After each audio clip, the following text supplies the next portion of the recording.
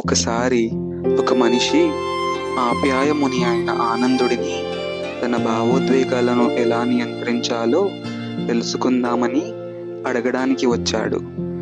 ఆ మనిషి కోపం మరియు వ్యాకులతతో బాధపడుతున్నాడు మరియు ఈ భావాలను సక్రమంగా ఎలా ఎదుర్కోవాలో తెలుసుకోవాలని కోరుకున్నాడు.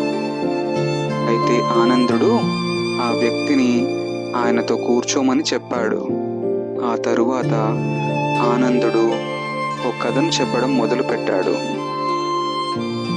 ఒకప్పుడు విక్రమార్కుడు అనే ఒక వైనిక రాజు తన సుభిక్షమైన రాజ్యాన్ని పాలిస్తున్నాడు. ఒకరోజు విక్రమార్కుడు తన పొరుగువారి రాజ్యం గురించి విన్నాడు. ఆ రాజు గొప్ప జ్ఞానం కలవాడని తెలుసుకొని అతన్ని కలవాలని నిర్ణయించుకున్నాడు. ఆనందుడు ఆ రాజ్యానికి చేరుకున్నప్పుడు ఆ పొరుగు రాజైన సూర్యకృష్ణుడు అతన్ని అంగీకరించి అతని సత్కారానికి ఓ మహాసభను ఏర్పాటు చేశాడు. భోజన సమయంలో ఆనందుడు అతను తింటున్న ఆహారంలో ఒక దోమ ఉండడం గమనించాడు. అతనికి అవమానంగా అనిపించింది. వెంటనే కొత్త భోజనం కావాలని ఆజ్ఞ ఇచ్చాడు. ఇది గమనించిన పొరుగురాజైన సూర్యకృష్ణుడు ఆత్మీయంగా చెప్పారు, ఓ రాజా, ఇది కేవలం చిన్నపాటి దోమ మాత్రమే. ఇది మీ మనస్సుని ఎందుకంత బాధ పెడుతుంది అని అడిగాడు. అయితే ఆనందుడు, రాజా సూర్యకృష్ణ, ఈ చిన్న అసౌకర్యం కూడా నా మానసిక స్థితిని కుప్పకూల్చుతుంది. ఇలా అనిపించడం నాకు అంగీకారమే కాదు. అప్పుడు సూర్యకృష్ణుడు చిరునవ్వుతో తేలికగా చెప్పారు, రాజా ఆనంద, ఈ చిన్న అసౌకర్యం మీ మనసును మార్చడం లేదు. మీ ప్రతిస్పందన మాత్రమే మీ మనసుకు బాధ కలిగిస్తుంది. మీరు మీ భావోద్వేగాలను నెమ్మదిగా నియంత్రించగలరు. అవి మీపై ప్రభావం చూపవద్దు. రాజు ఆనందుడు ఆ మాటలను దృష్టిలో పెట్టుకొని తన రాజ్యం తిరిగి చేరుకున్నాడు. అతను భావోద్వేగాలను నియంత్రించడం మరియు కేవలం ప్రతిస్పందించకుండా ఉండడం ప్రారంభించాడు.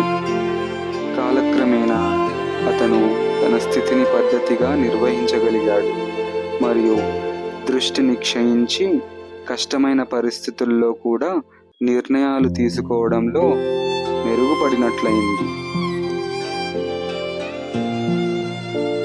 ఈ కథ మనకు ఒక ముఖ్యమైన పాఠం నేర్పిస్తుంది. ప్రతిస్పందనల శక్తి మనం పరిస్థితులను ఎలా చూస్తున్నామో మన నిర్ణయాలకు ఆధారం కావాలి. సాధారణంగా మనం అంతరంగ స్పందనలు తక్షణమే చూపుతాం.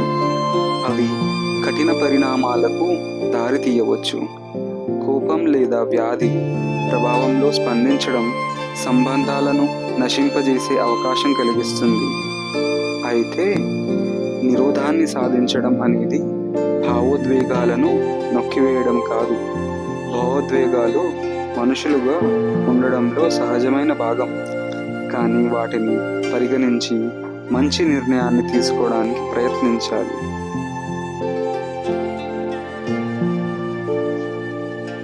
ప్రాంతంలో రవి అనే ఒక యువకుడు ఉండేవాడు. రవికి తక్షణ స్పందనల వల్ల గొడవలు ఎక్కువగా జరిగేవి. అతను బాధపడితే వెంటనే అసభ్యమైన వాక్యాలతో ఎదుటి వారిని దూషించేవాడు.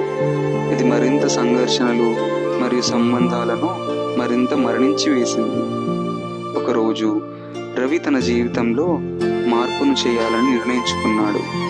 అతను తన ప్రతిస్పందనలో తనకు అనుకూలమైన మార్గంలో నియంత్రించాలనే సంకల్పం చేశాడు. మైండ్ఫుల్నెస్ మరియు ధ్యానం అనుసరించి అతను తన ఆలోచనలను మరియు భావాలను బాగా అర్థం చేసుకున్నాడు. ప్రతిసారి ఒక పరిస్థితి వచ్చినప్పుడు అది అతన్ని రెచ్చగొట్టేది. అతను ఒక శ్వాస తీసుకొని ఆ విషయం ప్రామాణికంగా అంగీకరించి శాంతంగా స్పందించడానికి ప్రయత్నించాడు. ప్రారంభంలో ఇది కష్టంగా అనిపించింది, కానీ సాధనతో అతనికి దీన్ని నియంత్రించడం సులభమైంది. జీవితంలో మంచి సంబంధాలు పెరిగాయి. రవి పాత పద్ధతులను విడిచిపెట్టి వివాదాలకు దూరంగా ఉండి తన ఆలోచనలను క్రమంగా అంగీకరించి ఇతరులకు శాంతిని ఇచ్చాడు. ఒకరోజు అతని స్నేహితుడు ఒక సమస్యను వ్యక్తం చేశాడు.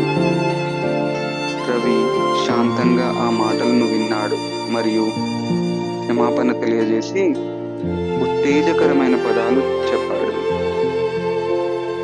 అప్పుడు మిత్రుడు ఇలా అన్నాడు, మీరు ఎప్పుడూ ఇంత నిశ్శబ్దంగా మరియు శాంతంగా ఎలా ఉండగలరు? అప్పుడు రవి ఇలా అన్నాడు, నేను కూడా కోపం మరియు బాధలను అనుభవించకుండా ఉండను, కానీ వాటిని నియంత్రించుకోవడం నేర్చుకున్నాను. దీని వలన నా సంబంధాలు మరియు ఆరోగ్యం చాలా మెరుగుపడింది. రవి యొక్క మార్గదర్శనంతో అతని మిత్రుడు కూడా మైండ్ఫుల్నెస్ నేర్చుకోవాలని నిర్ణయించుకున్నాడు. కాలక్రమేణా రవి తన శాంతమైన స్వభావం మరియు కష్ట పరిస్థితులను తేలికగా పరిష్కరించగల శక్తిని అందించడంలో ప్రసిద్ధిగాంచాడు. ఈ కథ మనకు స్పష్టమైన సందేశం ఇస్తుంది. భావోద్వేగాలను నియంత్రించడం మన జీవితం మార్చగల శక్తి కలిగిస్తుంది. ఎప్పటికప్పుడు క్షమాభావం, మంచి నిర్ణయాలు, శాంతి మరియు ఆనందం అనుభవించడానికి మనం మన భావాలను నియంత్రించుకోవాలి. మనం ప్రతి పరిస్థితిని నియంత్రించలేము, కానీ మన స్పందనను నియంత్రించవచ్చు. సాధన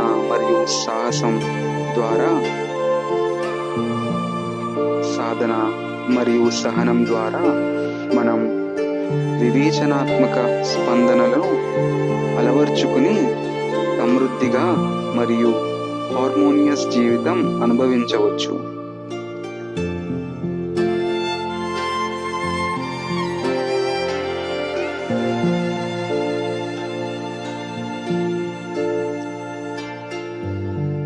కోపాన్ని పట్టుకొని ఉండటం విషాన్ని తాగి మరొకరికి నొప్పి పుట్టించే విధంగా ఉంటుంది. నిజమైన శక్తి అనేది మనల్ని మనమే జయించడంలో ఉంటుంది, ఇతరులను కాదు. శాంతి మరియు ఆనందం మనలోనే ఉన్నవి. అవి బాహ్య సంకేతాల నుంచి రాదు. భావోద్వేగంతో స్పందించకండి, విశ్లేషణతో స్పందించండి మరియు అవసరం లేని వాటిని వదిలిపెట్టిపోండి. ఈ సిద్ధాంతాలను ఆచరించడం ద్వారా మనం మన ఆవేశాలను అధిగమించి గ్రేస్, స్పష్టత మరియు దయతో జీవించవచ్చు.